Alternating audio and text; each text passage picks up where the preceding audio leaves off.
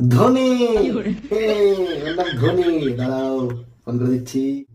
Hello ধনে ভাই, বলছি একটু কলের পাইপ জাম হয়ে গেছে, একটু ঠিক করে দিতে হবে।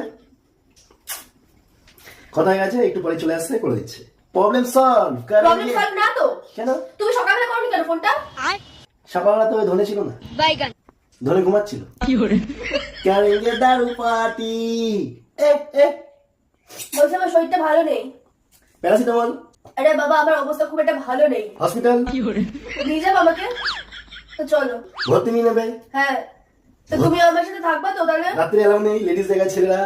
মেয়ে লাগবে তোমার মাকে ডাকো। করেঙ্গে দারু পার্টি।